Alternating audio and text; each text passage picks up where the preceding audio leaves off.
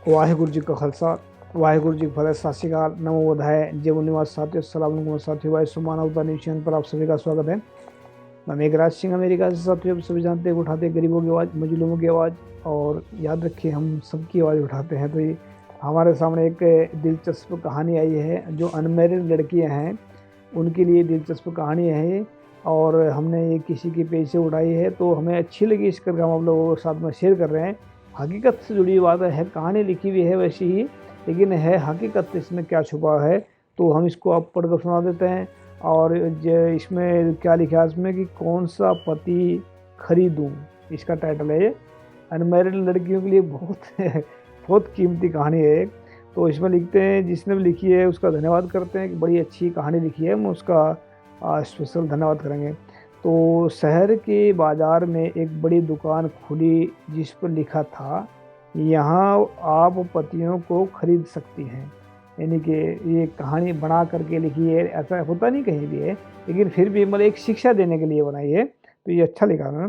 तो देखते ही देखते औरतों का एक हुजूम वहाँ जमा होने लगा। सभी दुकान में दाखिल होने के लिए बेचैन थी।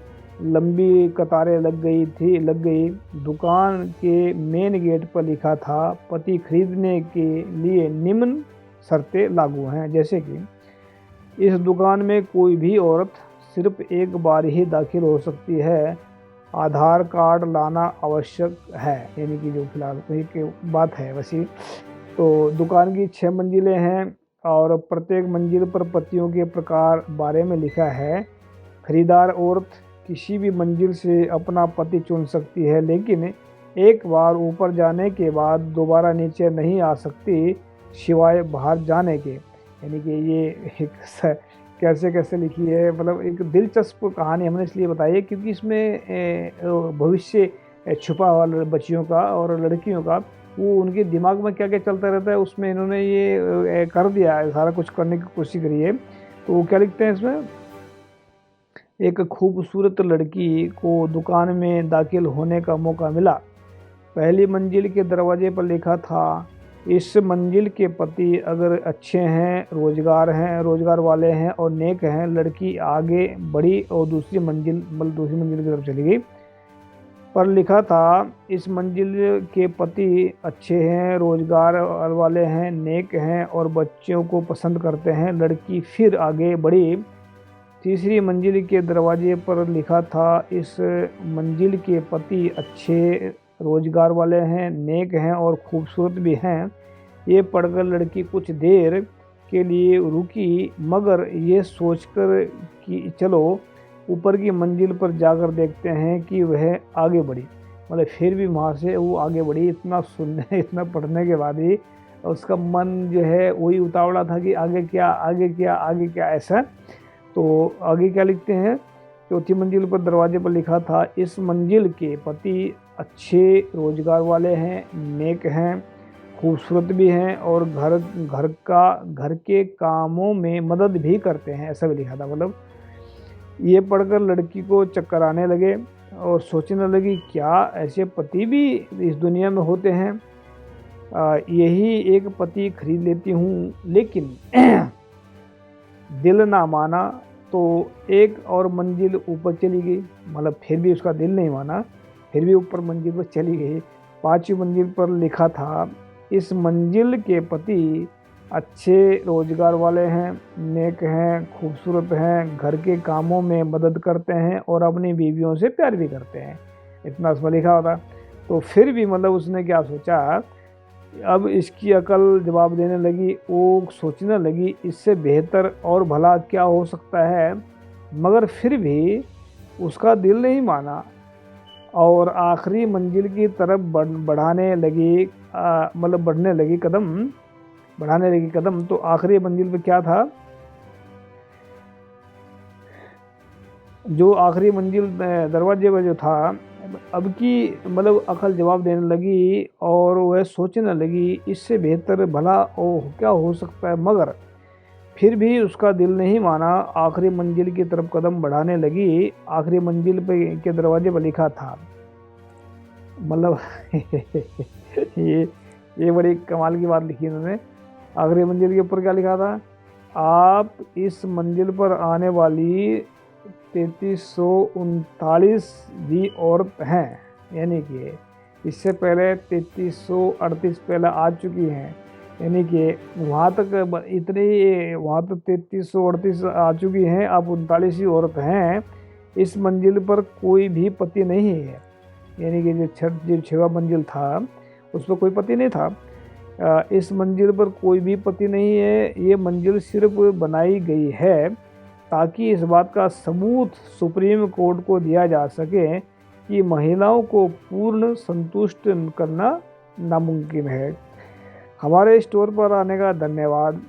बाईं और 8 सीढ़ियाँ हैं जो बाहर की तरफ जाती हैं, जिनकी 8 सीढ़ियाँ तो ये दूसरी मतलब वो नीचे उतरने का, ये 8 सीढ़ियाँ नहीं होती हैं। वो जब इन्होंने अगर कहानी लिखनी थी, ये लास्ट में लिखा ही है, तो जब 8 तो सीढ़ी मेरे ख्याल से एक मंजिल पर होंगी, तो कितनी सीढ़ियाँ होंगी नीचे उतरने के लिए थोड़ा चक्कर खा गए। तो ये चक्कर खाने में चलो, ये कहानी एक अच्छी लिखी है, लेकिन 8 सीढ़ी अगर 5 8 पंजे 40 सीढ़ियाँ होती है, अगर 5 मंजिल से नीचे आती है तो 8 छंग 48 हो गए, तो 48 सीढ़ियाँ इन्होंने लिखनी चाहिए थी। तो बाहर निकलने के लिए 48 मतलब वो उधर को नीचे उतार दिया। तो अभी क्या है कि सारांश में जो लिखा है इन्होंने, एक काम की चीज़ ये है, आज समाज की सभी कन्याओं और वर पक्ष के माता पिता ये सब कर रहे हैं एक एवं अच्छा के चक्कर में शादी कई उम्र ख़त्म हो रही है, यानी कि शादी की उम्र भी ख़त्म हो रही है। तो ये जो है जिसने भी कहानी लिखी है, एक तो हम उसका स्पेशल धन्यवाद भी करते हैं कि इतनी सोच समझ करके इतनी गहरी कहानी लिखी है, और हम उम्मीद भी करते हैं कि ऐसी कहानियाँ लिखते रहेंगे और हम उनको उठाते रहेंगे।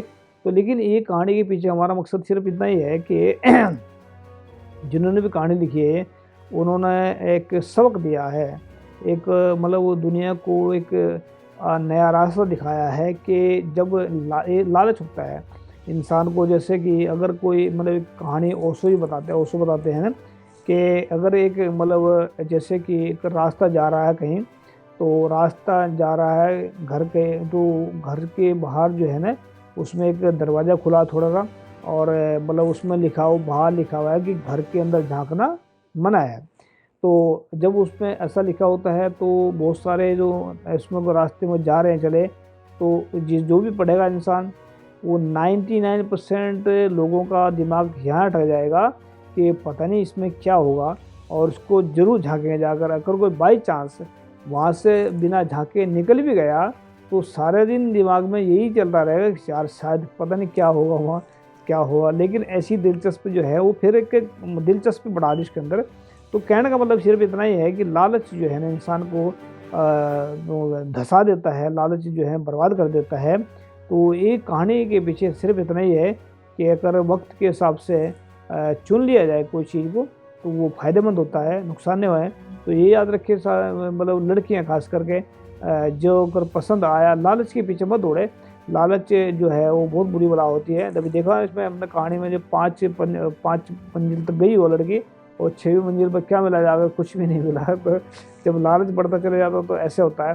तो हम चाहते हैं कि इस कहानी से लड़कियां शिक्षा लें और अपनी ज़िंदगी में कुछ ना कुछ करके देखें, और अपने आप को आगे बढ़ाएं, ताकि जो है सही दिशा में जाए और सच्चाई और ईमानदारी का रास्ता बनाएं, तभी सही दिशा में जा सकती हैं।